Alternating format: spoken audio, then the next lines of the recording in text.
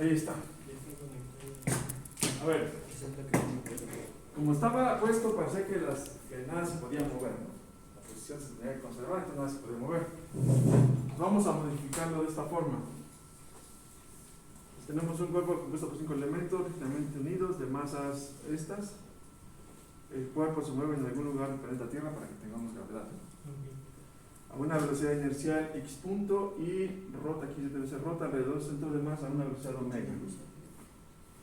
En t igual a 0 las masas se encuentran en las siguientes posiciones con respecto al sistema de referencia x, y, z. Y la fuerza externa está alineada con el eje z. Entonces determinar el centro de masa del sistema de partículas, esto se puede hacer, ¿no? No es complicado. En t igual a 0, en la posición que tiene, la cantidad de movimiento angular con respecto al origen del sistema de referencia x, y, z. Después la cantidad de movimiento angular con respecto al centro de masa y por último determinar la dinámica translacional y rotacional del sistema. A ver, de lo que intentaron hacer, ¿sí ya quedaría? Como estaba, parecía que nada se movía, ¿no? Pero entonces ahí sí, como que el problema nada más estaba para resolver el primer punto, ¿no? Y ahora probablemente el segundo, nada más cambiando el punto con respecto al cual tomabas como brazo de palanca. En el segundo y tercero a mí me quedan ecuaciones muy grandes, dado que todo es analítico. Entonces, no sé si por ahí vamos bien para empezar. Es decir, en una hoja tamaño carta verticalmente no cabe. ¿Y qué operación es la que se complica? Pues para empezar, el centro de masa está dado por M1, M2 hasta M5 y ya, entonces nos queda un vector R, que ya es algo pues, de 4 centímetros de ancho, por así decirlo. Y de ahí, la operación L pues implica multiplicación de productos cruces y luego por otro analítico que es omega, que sería PQR, pues ya se hace más grande. Pero ahí no se reduce a esto.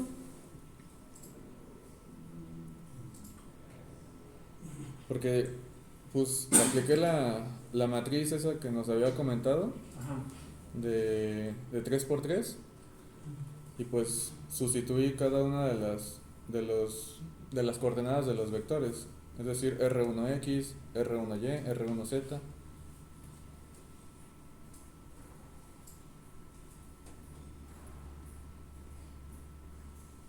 Son estos, ¿no? Ajá. ¿Al final no quedó una sumatoria de estas?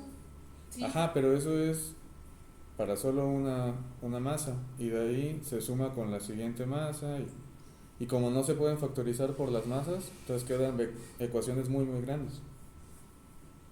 ¿Y si lo dejan hasta aquí? Pues no sustituiríamos nada. O sea, no se supone, por ejemplo, que cada y es correspondiente a cada vector RI. Ajá, digamos a cada uno se calcula el centro de masa, sí queda, ¿no? Pero dices que queda como la sumatoria, la combinación de los vectores con la luz. O sea, queda con la combinación de sus vectores. Sí, ese sí queda. Pero que ahí se complica la posición, ¿verdad? Muy bien, ahora si le ponemos masa a cada uno de estos, ya se compacta mucho. Muchísimo. Sí. A ver, déjenle masa unitaria, ¿no? Para que se compacte. ¿Sale? Sí, y por ejemplo, en el segundo punto, ajá, es directo, ¿no? Sustituir los vectores. Y en el tercero aplicamos una ecuación que relaciona la L del centro de masa con la L de x, y, z. El tercero es directamente este. Ya tienes la coordenada del centro de masa y ya ahora determina la posición de cada una de estas. Y ya te olvidas del sistema de afuera, ¿no? Ya calculas la posición del centro de masa y ya esta es la posición que vas a agarrar.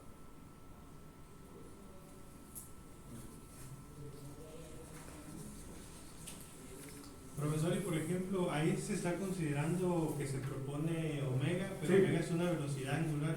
Omega es una velocidad angular. Entonces no se considera ninguna velocidad traslacional, por ejemplo, ya que... Sí, sí, hay una velocidad translacional, pero si te fijas se te quedan desacopladas. Ajá. El punto es que si lo haces con respecto al centro de masa, como que desacoplas. Entonces te quedas con la dinámica rotacional aquí, te olvidas de la posición, te olvidas de cómo se está trasladando y solamente calculas respecto a este centro de masa. El centro de masa se mueve con todo, ¿no? Sí. Se va moviendo siempre. Entonces, esa es la ventaja de que te permite desacoplar a las dos dinámicas. Si lo haces con respecto al centro de masa. Si cambias de punto de referencia, pues se van a acoplar, ¿no? Porque si cambias el punto de referencia, tendrías que calcular la cantidad de momento angular con respecto al origen. Sí. Entonces ahí ya aparece un vector que se va moviendo, ¿no? Cuando calculas la cantidad de momento angular con respecto a este sistema de referencia, lo calculas respecto a este punto. Sí. Y entonces ahí sí ya se hace un relajo, ¿no? Porque se mezclan las dos dinámicas. Entonces, la ventaja de hacerlo respecto al centro de masa de aquí es que ya nada más en la parte rotacional únicamente agarras este sistema como si estuviera aislado, ¿no? Sí. Otra ventaja, cuando estás aquí en el centro de masa, la fuerza de gravedad está sobre el centro de masa. Entonces no te produce ningún momento. La única que produce un momento es esta. ¿De acuerdo? ¿Y ahí cuál sería la dinámica traslacional y rotacional? La traslacional es masa por aceleración igual a fuerza externa, ¿no? La masa de todo el centro, ya cuando agarras el centro de gravedad, ya es una masota, ¿no? Una particulota grande. Y entonces estás aplicando masa por aceleración igual a fuerzas externas. Y la masa, pues la masa de todas estas, y las fuerzas externas pues, sería esta, y el peso, ahí sí está el peso, y ya. ¿Cómo expresamos que la fuerza externa F está siendo aplicada solo en una parte de la masa? No importa, va a empujar todo. Sí, como está todo rígidamente unido, va a estar como si estuviera. Estamos viendo su efecto. Su efecto como fuerza es lo mismo que se aplica en cualquier lugar. Su efecto como momento ya no, porque ahí sí requieres el brazo de palanca, ¿no? O sea, aquí, vamos a poner que por aquí está el centro de gravedad, ¿no? Está el centro de gravedad y todo. Entonces, ¿qué fuerza tengo aplicada? Pues sería esta y el peso. En la parte translacional, pues no importa dónde está aplicada esta F, ¿no? Pero en la rotacional sí, porque en la rotacional, cuando calculo los momentos aplicados, voy a calcular el brazo de palanca del centro de gravedad a esta fuerza. Entonces, para la dinámica rotacional buscamos los momentos. Sí, L. sí. Ahí, y como el peso, estamos asumiendo que está concentrado aquí, pasa por el brazo de palanca, entonces no produce ningún momento. El único momento que tendríamos sería este.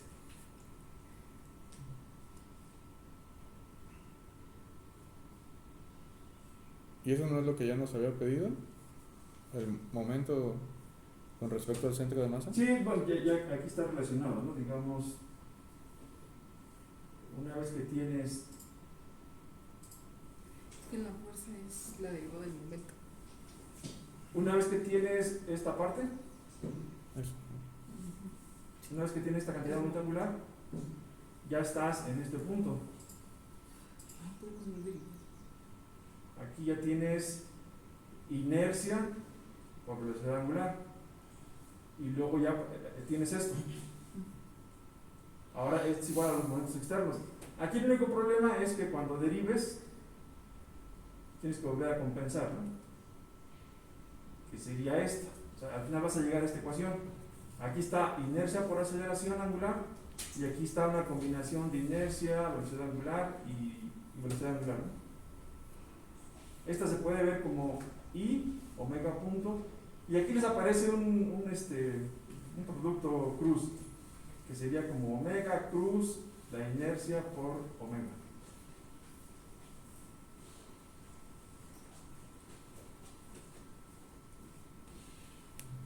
Y bueno, para que, a ver si las M dice que no se puede factorizar, sí, no se puede factorizar nada. Entonces, tómale masas unitarias, ¿no? Para que todo se haga uno y ya se compacta.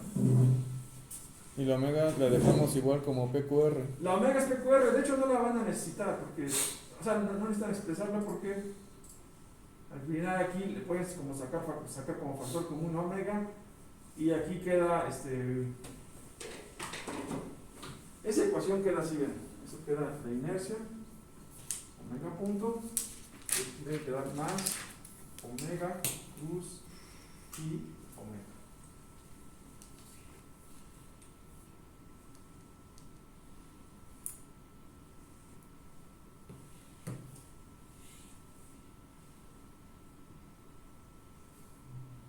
Esta ecuación de aquí. Ya con todo unitario, pues esta nada más tiene números. Ya.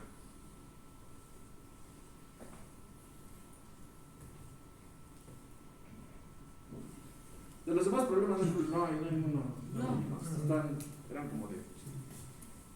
Aquí lo que me interesa es que les quede claro que la gran ventaja de separar, ¿no?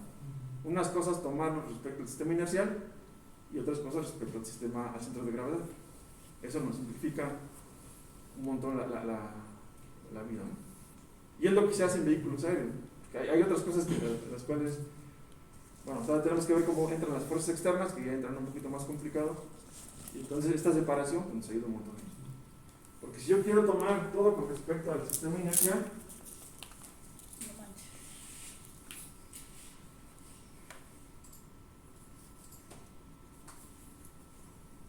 si yo hago todo respecto al sistema inercial, entonces tengo que considerar, por ejemplo, el brazo de palanca de este. Sería este vector, ¿no? Que va a estar variando en el tiempo. O puedo pasar por el centro de gravedad, un vector que vaya de aquí al centro de gravedad y luego de aquí para acá. Y ese va a ser el brazo de palanca. Entonces me va a revolver coordenadas espaciales con las coordenadas rotacionales. Y sí se hace un poquito complicado, ¿no? Lo que vamos a hacer es separar, ¿no? ¿Vale? Sí. Entonces, bueno, si quieres, les doy un día más, ¿no? Para que revisen esto. Gracias. ¿Para la próxima clase? Ya le avanzaron, ¿no? Ya tenían más o menos una idea de lo que estaba pasando. ¿No lo termina para mañana? Pues a lo mejor. Pónganle la masa igual a 1 y van si se compacta, y si no se compacta me dicen, ¿no? Todas las masas igual a No, sí uno. se compacta. Sí, todas las masas igual a 1. Sí, porque sí queda una cosa como que. Sí, porque sí, porque no se puede sacar por otro común, ¿no? Oiga, todo que nos molesta si abro las ventanas. No hay problema.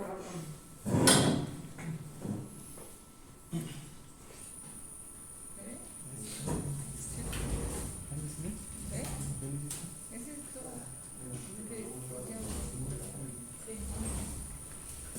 Mire, pues, ya la viste.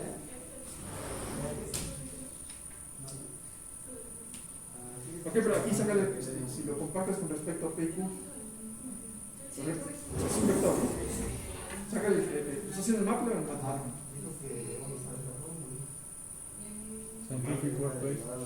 Ok, si le sacas el jacobiano a este vector con respecto a PQR, te lo va a factorizar así.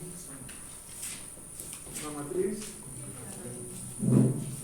¿Cuál sería el jacobiano de eso que tienes ahí, no? Probablemente no se va a comportar mucho, pero ya queda un poquito mejor. Es que tiene revuelto hasta PQ y R, ¿no? Y PQ y R vamos a dejarlos afuera, como está ahí.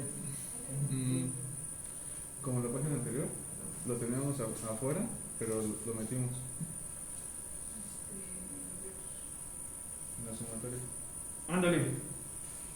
Sí, No, y bueno. luego también hay una parte donde se multiplica. Sobre esa ecuación, ves que aquí se calcula primero y luego el centro de gravedad. Ahí está la. Ándale, ahí está. Todo está dividido entre la masa total, ¿no? No, ese se quedó. Ok, Pero no, pues. Bueno, pongan las masas igual a 1 ya. ¿Vale? Ahorita le pongo que sea unitaria para que todos lo puedan ver, ¿no? Y la voy a actualizar. Gracias.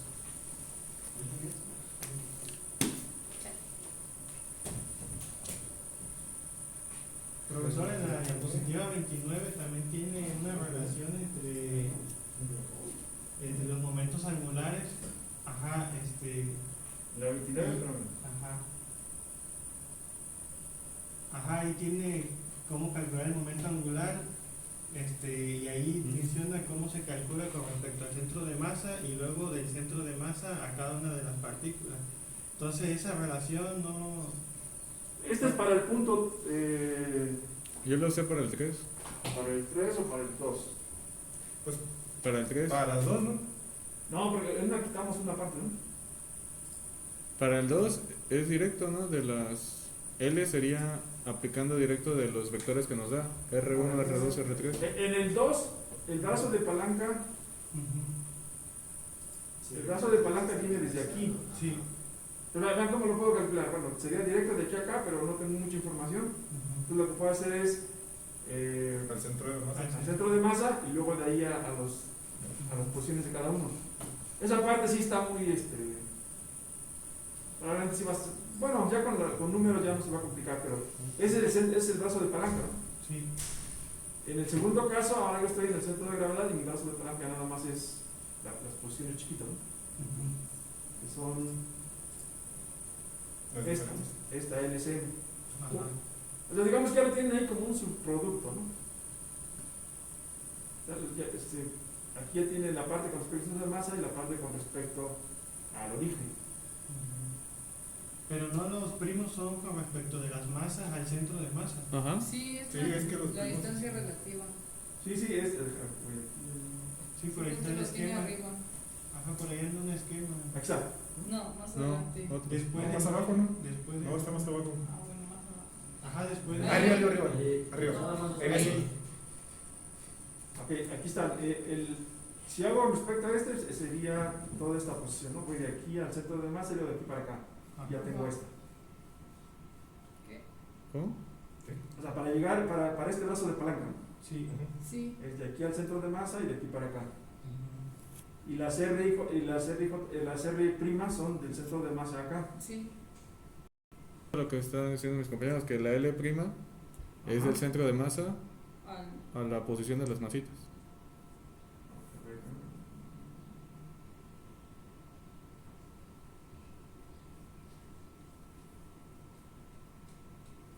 Y que respecto al origen sería la L de hacia la izquierda. Ujú. Ajá, esa sería la del El centro de masa. el centro de masa. Y la otra es la del centro de masa a las masitas. Ajá, esa sería la L'.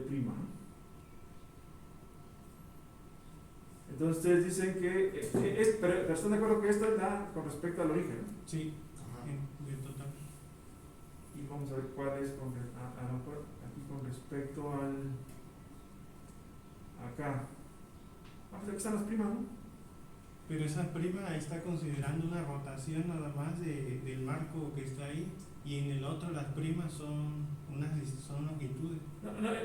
No, las primas siguen siendo del centro de masa a la masa. Ujú. Esta es la prima. Ajá. Aquí la R no está porque los dos coinciden, ¿no? ¿Podría repetir cómo está la interpretación de L igual a LCM más L'? Es que yo la interpreté como L, como el movimiento angular desde el origen a las masitas. LCM, el movimiento angular, pero del centro de masa. Y L' del centro de masa a las masitas. A ver. Si aquí está. A ver, vamos a estar. Ahí. L igual a LCM más L'. Entonces entonces sí, este sería nada más cuando lo hacemos respecto al centro al origen, Al origen. sería este término más este, ¿no? Ujú. Este es El centro de masa. Centro de masa. el centro de masa Y ese es del centro de masa a las A masitas. las masitas. Eso es con respecto a origen. Es con respecto al origen. Sí, ya en total. Entonces, cuando lo hacemos respecto al centro de masa, el que ya no está es este, ¿no? Entonces, para el tercer punto del tercer ejercicio nos pide L', así que estaría bien si hicimos, bueno, en este caso yo intenté hacer L' igual a L menos A ver, LCM. espérame. A ver, Este tiene que dar. aquí. Tiene que dar, ¿no? Este tiene que ser la L grande, ¿no? Sí, Sí. LCM más las primas. más, ajá, y la de abajo sería L' igual a L menos LCM.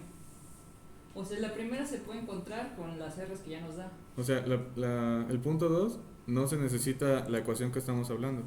Para el punto 3 simplemente sería tomar el centro de masa, tomar el que teníamos arriba y restárselo. Restarle al de arriba el centro de masa. Ajá. O sea, tú dices que O sea, en el L' punto 2, igual a L No, menos sí, sí. LCM. en el punto 2 tú calculas esto, ¿no? Sí. Sí. Y en el punto 3 hace la le diferencia. quitas Hago esto. la resta. Ajá. Ajá. L menos LCM igual a L'. Sí. Digamos que en el punto 2 no se usa esa relación, sino se aplica directo el producto cruz de R por MV. Nada más bien en el 2 se usa toda esa relación, ¿no? Y en el tercero lo vas a hacer un despeje. En el tercero sacas LCM igual a L menos L'. Sí. Así es un De hecho, camino, yo no encuentro, no sé. el camino más fácil era por acá, ¿no?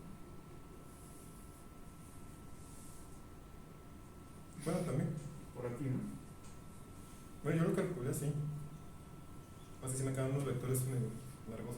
Pero este es el que queda con la matriz, ¿no? De inercia. Pero, Pues que sí, se puede llegar a las dos formas, ¿no? sí, de las dos formas, pero yo creo que el más fácil es este, ¿no? Sí. Porque aquí todavía estaban como revueltos los dos momentos, ¿no? Pues sí, se usa aún así. Porque hay que encontrar la velocidad.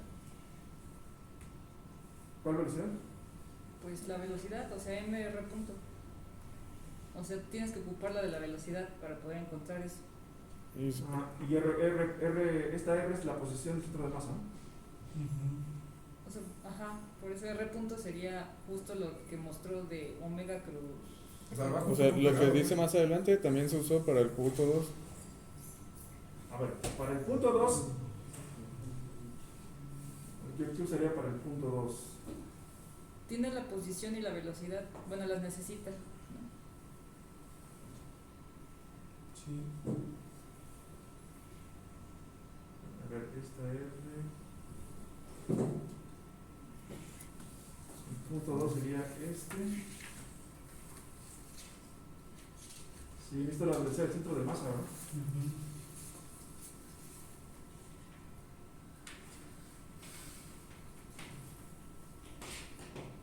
¿No? ¿Está bien? Pero pues, es esto, ¿no? Ajá.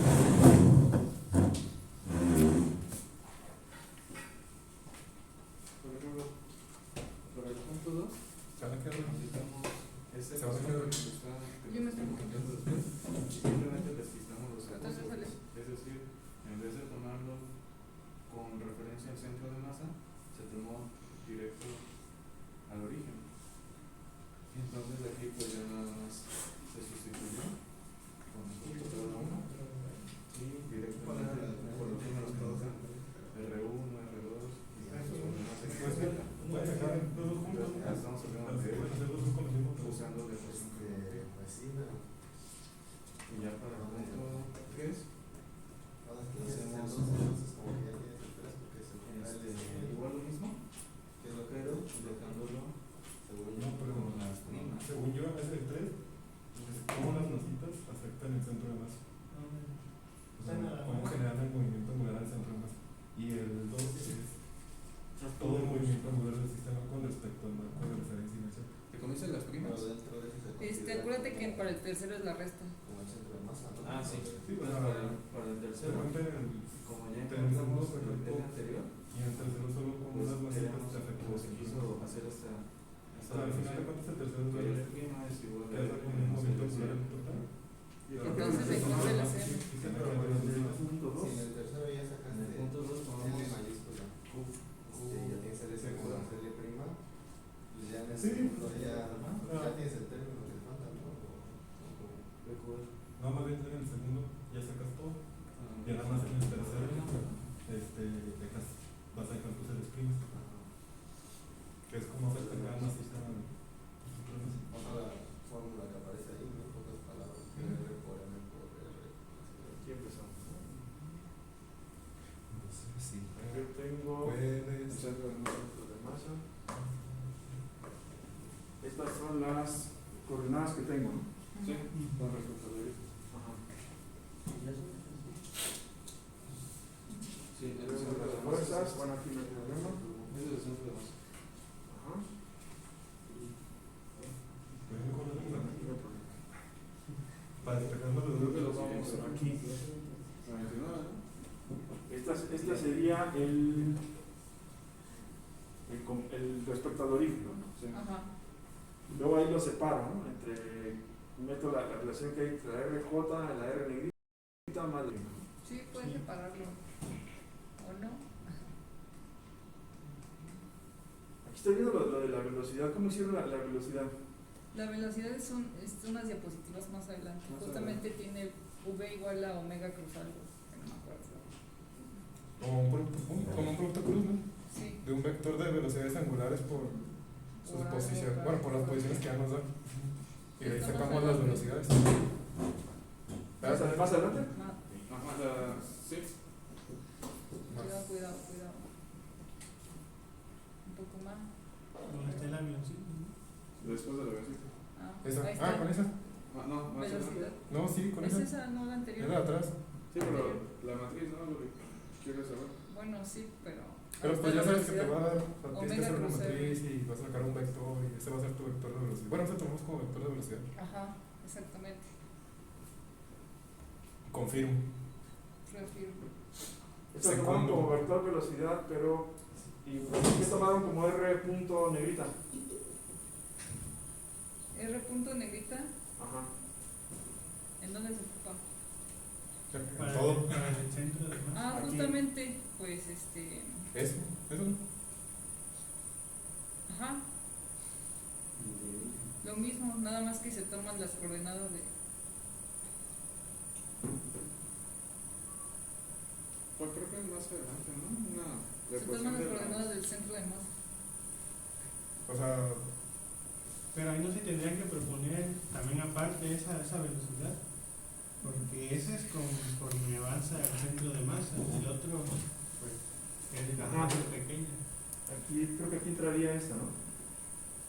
pero Ah, pero justo no se ocupa la. Ah, bueno.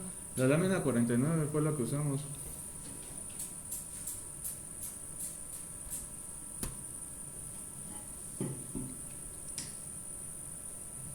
Entonces, Sí, pero esta es la parte. para el con centro de respecto al masa. centro de masa. Para el centro de masa. Entonces, quitamos eso y aplicamos directo al origen.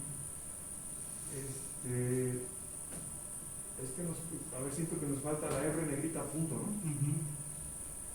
O sea, ¿quién sería la R negrita punto?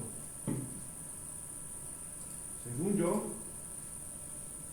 sería este punto. Ay, chis, ¿cómo voy a cambiar la transcripción? Ah, sí. Eso no Y está. son- Esta es la nueva redacción, ¿no? Esta es la paso. Le falta ponerle que sean unitarias, ¿no? Lo que pasa es que, ¿cómo están calculando?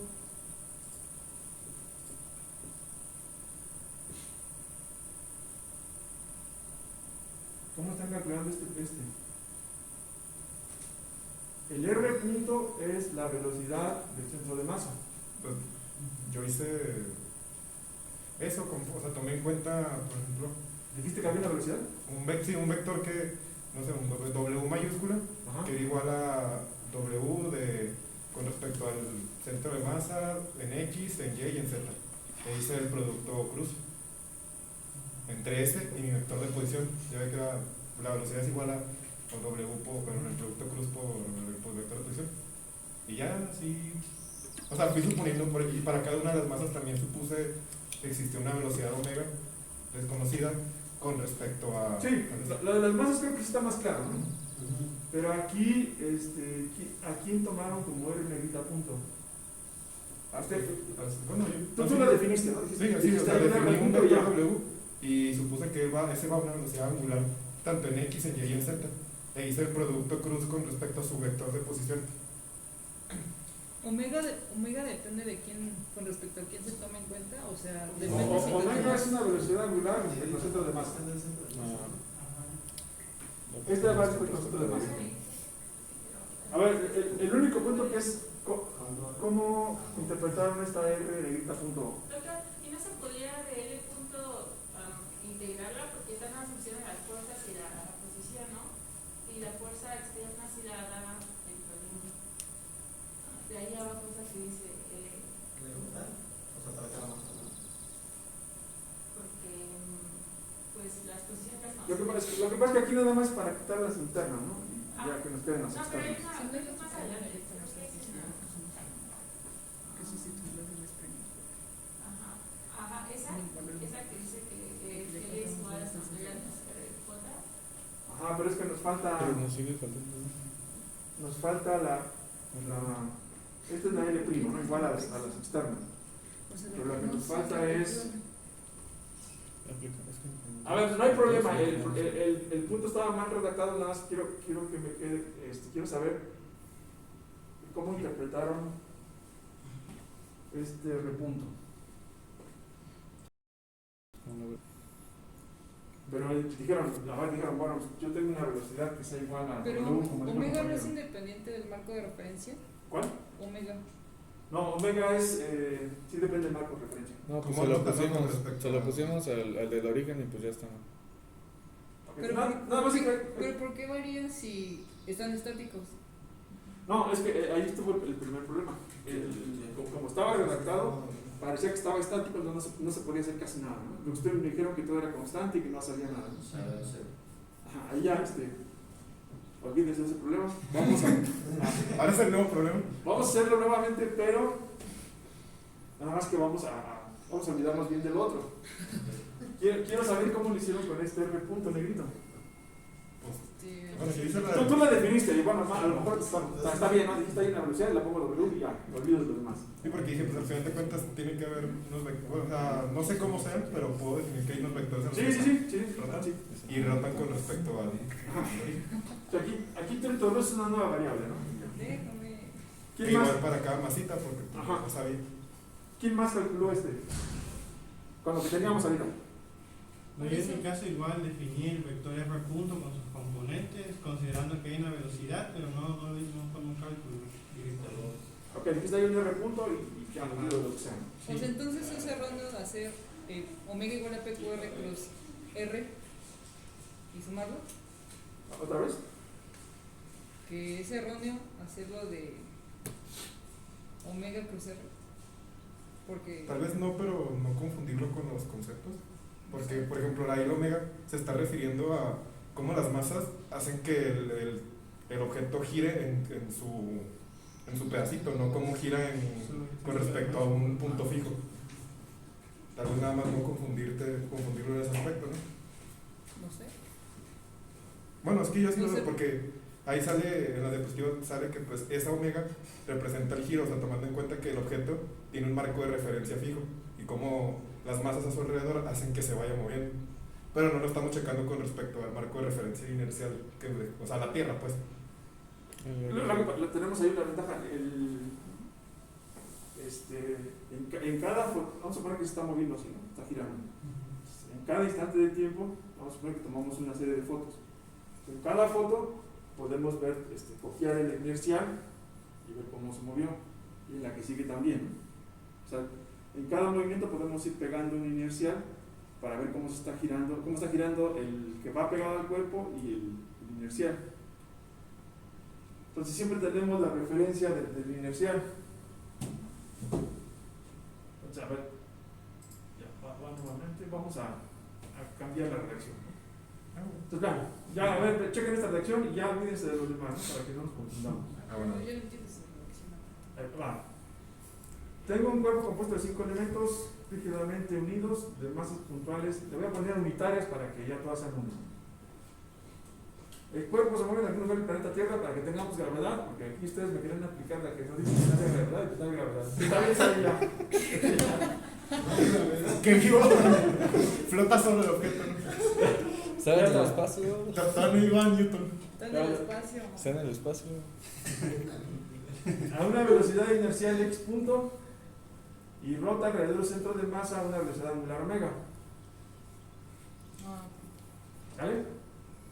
Entonces, el cuerpo se mueve a una velocidad inercial x punto. ujú. Ujú. Como está rígidamente unido, el centro de masa también se va a mover a esa velocidad, ¿no?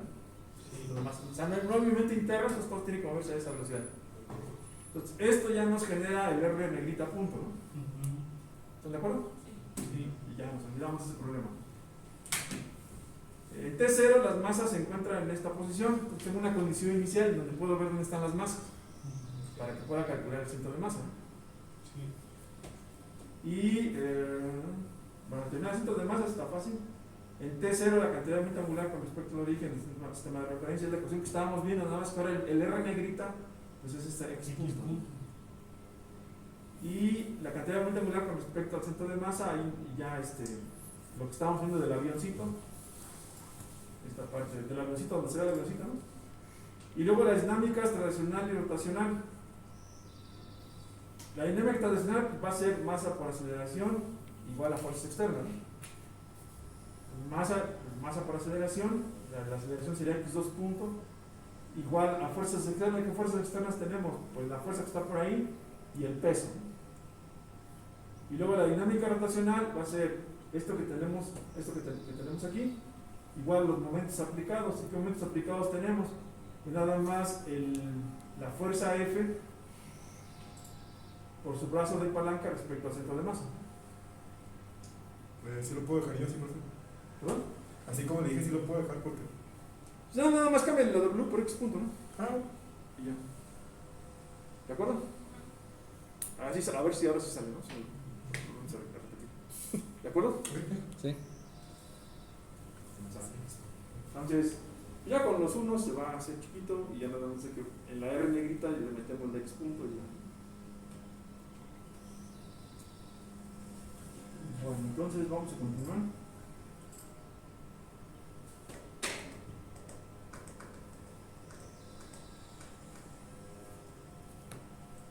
Bueno, ahora ya vimos cómo nos falta la parte cinemática, ¿no? Aquí estamos hablando simplemente de equilibrio de fuerzas y momentos y nos falta la parte cinemática. El problema es, en la parte traslacional no hay ningún problema porque la posición es la integral de la velocidad, pero en la parte rotacional tenemos un problema porque la orientación en realidad está representada por una matriz, ¿no? La orientación global del sistema está representada por una matriz ortogonal, ¿no? Que tiene su transpuesta, su inversa y su determinante es igual a 1. Entonces no estamos como en R3 y lo que queremos saber es cuál es el espacio tangente a esas matrices. ¿Recuerdan? Si cuando estamos en R, ya vimos 3 ejemplos de cómo podemos obtener el espacio tangente. Ahora queremos ver cómo obtenemos el espacio tangente en ese espacio de matrices. ¿De acuerdo? Y bueno, entonces tenemos que meternos a esto de la teoría de grupos, un pequeño repaso. Y lo que vamos a tratar de identificar cuál es el espacio tangente. Una vez que tenga el espacio tangente, pues ya podría de alguna forma hacer una relación entre el grupo de Lie y su espacio tangente para obtener la cinemática asociada. ¿Sí les queda claro esto de que, por ejemplo, aquí en los cuaternos, ¿no? Yo obtengo el espacio tangente a esta variedad, es entonces aquí traeré la velocidad angular. Todavía no decimos si esta es la velocidad angular de x, de y o de z, pero esto sería cómo va a modificarse el cuaterno cuando yo meto una velocidad angular. ¿De acuerdo? Queremos una relación parecida a esta, pero ahora con la matriz de rotación. Requiere una ecuación de este tipo: R punto igual a P. Aquí el cuaterno ya más o menos, si se fijan, más o menos tiene una estructura, ¿no? Porque si se fijan ahí yo tendría eta punto sería igual a menos epsilon transpuesta por el vector de velocidades. Y abajo vean que tenemos, tendría epsilon punto igual, la eta está en la diagonal, tendría como una eta i, y luego vean la estructura de los epsilon. Tengo como una más una s de epsilon, y todo esto multiplicado por la velocidad angular. ¿De acuerdo? Esta sería más o menos la dinámica que tenemos ahorita del cuaterno. Entonces lo que buscamos es esta. Y bueno, vamos a ver sobre bajo qué condiciones podemos hacer algo que es un poco equivalente. Todo lo que se había dicho en el grupo de Lipus es la porción conectada del grupo continuo con la operación de proporción analítica. Necesitamos básicamente un conjunto de matrices que se comporte bien, se pueda como mapear a un espacio euclidiano para que podamos definir este tipo de operaciones que nos faltan. Pues rápidamente estábamos viendo que era lo que era un grupo, ¿no? Dijimos que era un conjunto de elementos con una operación binaria. Y bueno, un conjunto de elementos con una operación binaria se compone como grupoide, y después si la operación tiene estas propiedades, ya es un grupo, ¿no? Estamos viendo, por ejemplo, tengo esas dos matrices, la matriz identidad y la matriz que voy a llamar S, y como operación voy a utilizar la multiplicación. Entonces veo que con estos elementos, pues si los multiplico entre ellos o ellos mismos dos veces, pues voy a encontrar siempre elementos que están aquí. Por ejemplo, IS es igual a SI, es igual a S, y la S pues está aquí. SS es igual a I, pues también está ahí. Y si multiplico I por I, pues me va a dar I y también está ahí. Entonces tengo la propiedad de cerradura sin problema. La susceptibilidad, puedo mover los paréntesis, ¿no? Tengo esta igualdad. Elemento de identidad, si multiplico S por I, pues tengo S, ya tengo el elemento de identidad. Y la inversa, si hago S por S, me da igual a I, entonces tengo la inversa de S. Y la inversa de I, pues es ella misma I. Después tenemos este ejemplo clásico, ¿no? Aquí supongo que hacemos girar este triangulito, entonces se queda alineado en alguna otra configuración. Por ejemplo, que el vértice 2 esté con el 1, entonces el 1 estaría con el 3 y el 3 con el 2, pues otra combinación. Entonces esas combinaciones las podemos capturar con estas matrices. Si yo hago girar y entonces se detiene en alguna combinación arbitraria, y las combinaciones arbitrarias las capturo con esta matriz. Entonces queremos saber si esto también es un grupo. Los voy a llamar así, ¿no? El la identidad es cuando no pasó nada en esta configuración. El 1 está con el 1, el 2 con el 2, el 3 con el 3, y después aquí están las combinaciones que pudiéramos tener. Entonces lo voy a llamar elemento de identidad, y los demás lo voy a llamar G1, G2, G3, G4 hasta G5.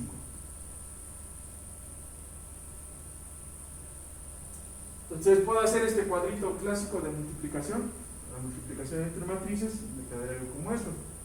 Por ejemplo, si hago G1 con G3, voy a obtener G5. Si hago G5 con G5, obtengo la identidad. G5 con G2, obtengo G3. Como pueden ver, cualquier multiplicación que haga me da un elemento del grupo. Entonces, está la de cerradura. Si podemos verificar la de asociatividad, y por ejemplo verificamos la de elemento inverso, ¿no? Por ejemplo, ¿cuál sería el inverso de G3? El mismo, ¿no? El inverso de G1 es G2, no, el de G1 sí es G2, ¿está? Y el inverso de G2 es G1. Y por aquí ya queda medio alineado. G3 es su inverso G3, G4 es inverso G4 y G5 también. Entonces, tenemos otra clasificación que es un grupo asociativo. Es un grupo que tiene identidad pero no tiene inversa, ¿no? No todos los elementos tienen inversa. Y ahí tenemos algunos subgrupos, ¿no? Un subconjunto del grupo que es el mismo grupo, ¿no? Entonces aquí tenemos, en el ejemplo que estábamos viendo, tenemos algunos subgrupos que los podemos identificar, creo que desde acá, ¿no? Por ejemplo, aquí, ¿no? Si miramos estos elementos, rápidamente vemos que es una operación cerrada, ¿no? Entre eje 1 y eje 2, aquí no aparece nadie más que ellos mismos.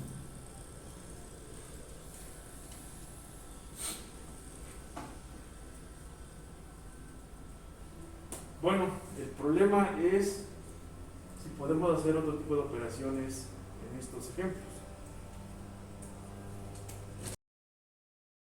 ¿Qué tipos hacer, por ejemplo, cálculo, ¿no? Entonces, ¿qué ven como obstáculo?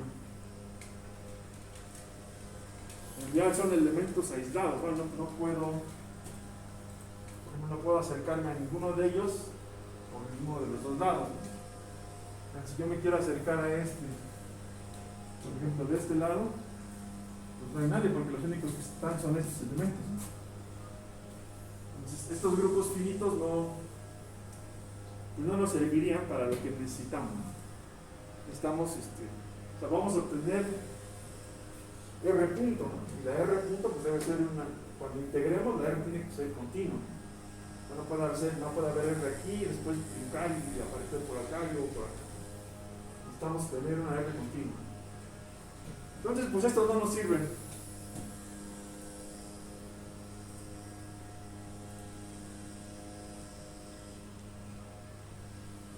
Pero tenemos afortunadamente grupos infinitos y afortunadamente están compuestos por matrices.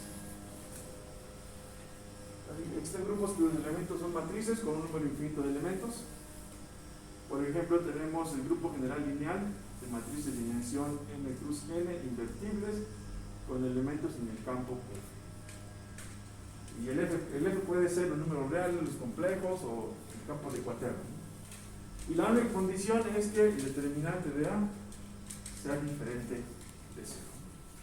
Pues todas las matrices de n por n cuyo determinante es diferente de 0 forman un grupo con la operación de multiplicación. Si ustedes agarran dos matrices de aquí y las multiplican, así pueden ver fácilmente que va a quedar algo aquí.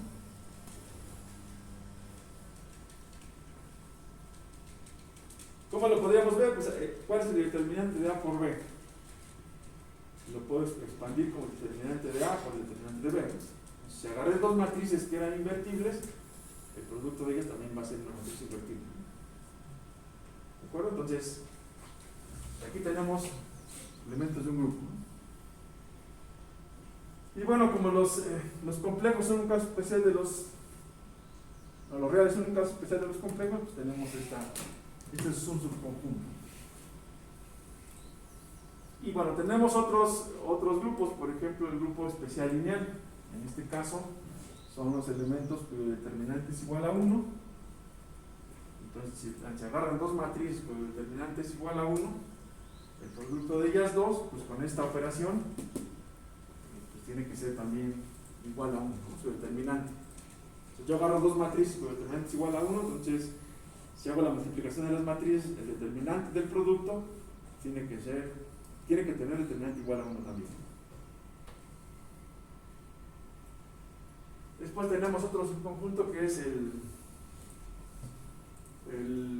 grupo unitario, en el cual el conjugado es la inversa de la matriz. Y bueno, afortunadamente en ingeniería pues nos van a aparecer algunos que son intersecciones de esto.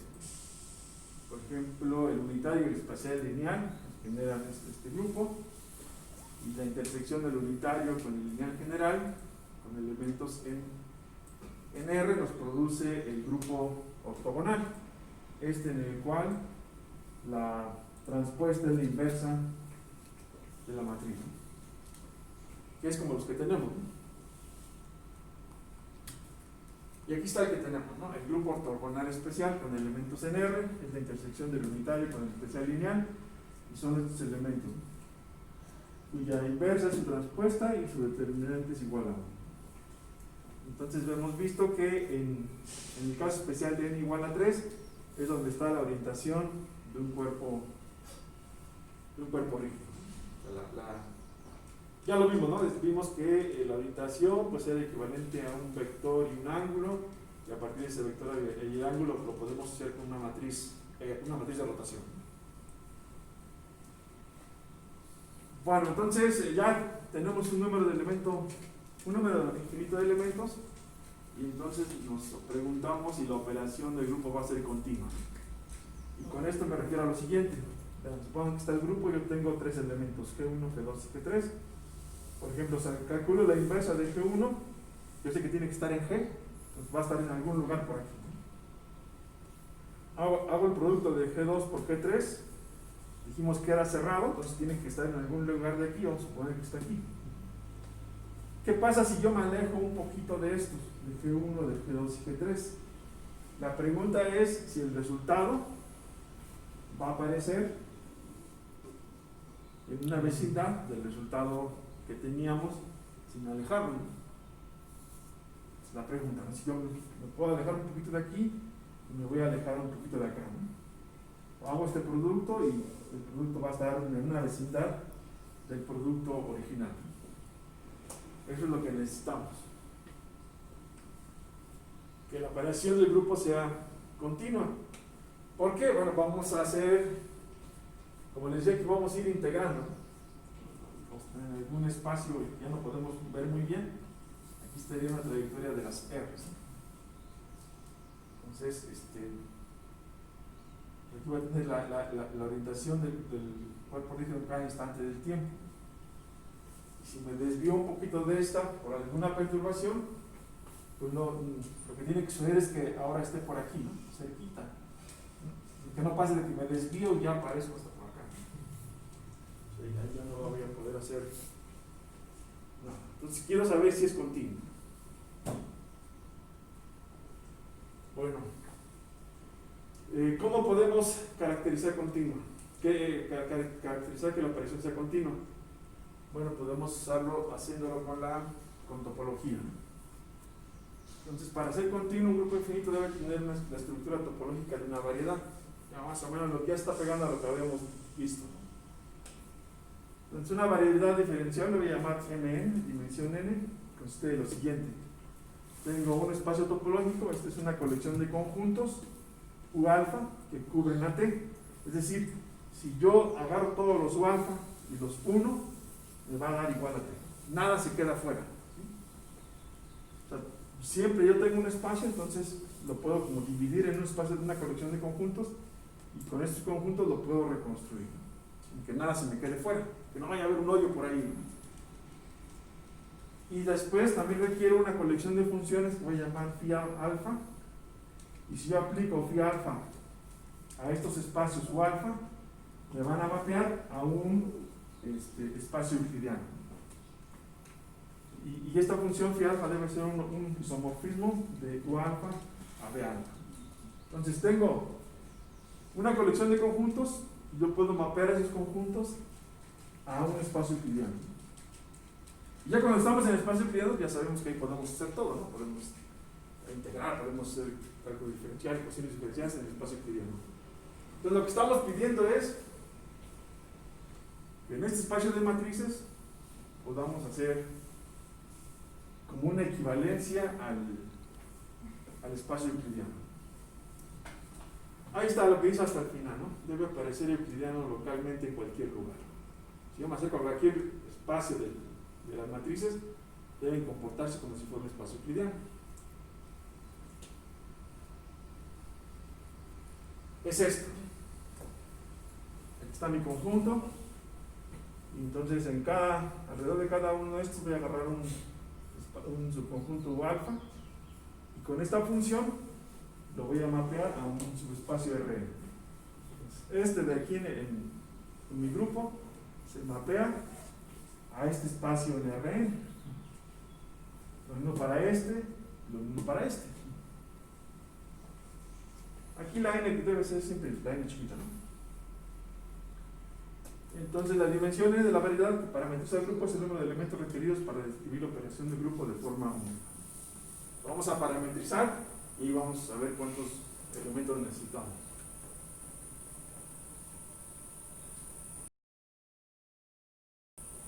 Tengo matrices reales de dimensión 2 por 2. Entonces, en realidad tendría 4 elementos libres, ¿no? Yo tengo una matriz 2 por 2, pues tengo x1, x2, x3 y x4. Tengo 4 elementos libres. Pero como estoy agarrando SL2 con elementos no reales, el determinante tiene que ser igual a 1. Entonces tengo que parametrizarlo de alguna forma. Tengo estos libres, pero tienen que estar aquí, ¿no? x1, x4 menos x2, x3 tiene que ser igual a 1 para que el determinante sea igual a 1. Entonces cada elemento de aquí, aunque tengo 4, por la condición de que el determinante sea igual a 1, me queda en R3. Y entonces podría ser esta parametrización más o menos trivial, ¿no? X1, x2, x3 y x4, el elemento x4 lo voy a sustituir por este. Si calculan el determinante de esta matriz, pues les va a dar igual a 1. Entonces, esta matriz la podría yo mapear a R3 de esta forma, ¿no? X1, x2, x3. Bueno, en general la parametrización no es un problema fácil. Aquí vean, yo hice una parametrización muy sencilla, pero tengo el siguiente problema. ¿Qué pasa cuando x1 se va a 0? Este elemento va a explotar y ya no me va a servir. Pero vamos a ver cómo nos afectaría una parametrización, vamos a llamarle mal hecha, ¿no? Una parametrización trivial. Medio tosca. Medio tosca. ¿Verdad? Medio tosca. Sí. Sí, ahí lo resolví de la forma más sencilla, ¿no? Pero lo estoy pagando acá porque cuando x1 es igual a 0, eso ya no va a funcionar. Otro ejemplo de un grupo, vean. Vamos a el desplazamiento y el escalamiento sobre R. Supongan que tenemos un punto aquí. Vamos a escalarlo y desplazamiento. Entonces, el escalamiento voy a hacer alfa 1 mayor que 0. Entonces me va a mapear a este número E, a un número E', que sería alfa 1 por E. Simplemente lo va a mandar para acá, lo va a hacer más chiquito. Y la operación alfa 2, la operación de desplazamiento, agarro un alfa 2 en R, y entonces lo va a mapear a E', a E, alfa 2, simplemente lo va a cambiar de lugar.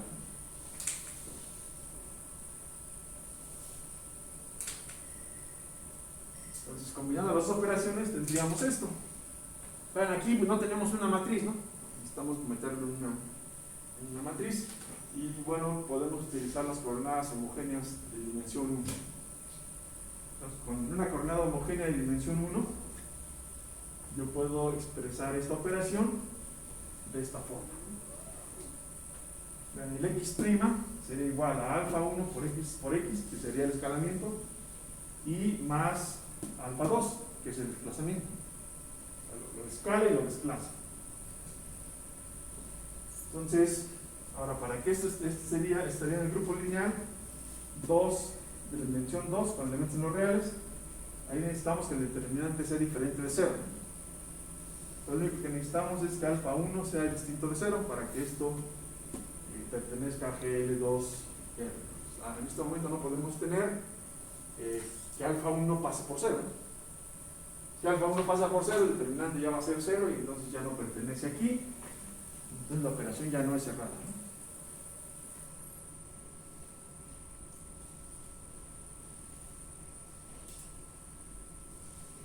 Ahora vean, si a la operación de desplazamiento y escalamiento le añadimos la operación de cambio de dirección, ahí está mal escrito. Ahora nada más pedimos que alfa 1 sea distinto de 0. Podemos pasar, bueno, vamos a tener un brinco, ¿no? O sea, voy en los positivos, luego no puedo pasar por el 0 y me pasan los negativos, ¿no? Para cambiarle de sentido al punto que tenía.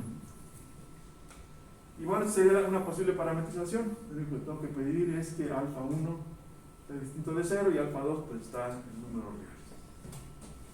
Y vean, entonces puedo hacer un mapeo de los elementos en el grupo.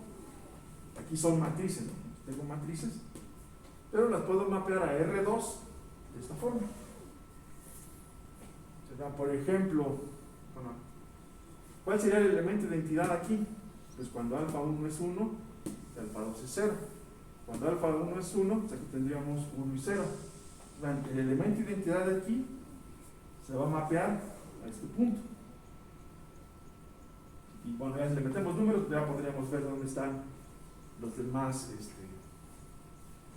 mapeos. Aquí tendríamos la función phi que nos mapea de aquí a R2.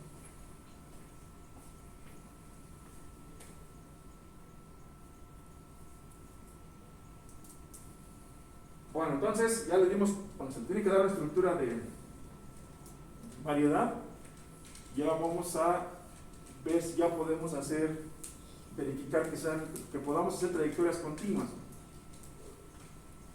Acá en R2 sabemos que estas trayectorias siempre existen. En R2 yo puedo tengo dos puntos, los puedo unir por puedo parametrizar alguna trayectoria que los una. La pregunta es si eso se va a reflejar acá. Por ejemplo, aquí voy de B a BX. Quiero saber si eso es equivalente a que yo pueda ir. B dijimos que ayer era la identidad, bueno, donde se mapea la identidad. En este punto se va a mapear acá la identidad. Y ese punto se va a mapear a algún lugar. Quiero saber si existe esta trayectoria. Si yo me puedo mover por aquí. Bueno, aquí ponemos 0.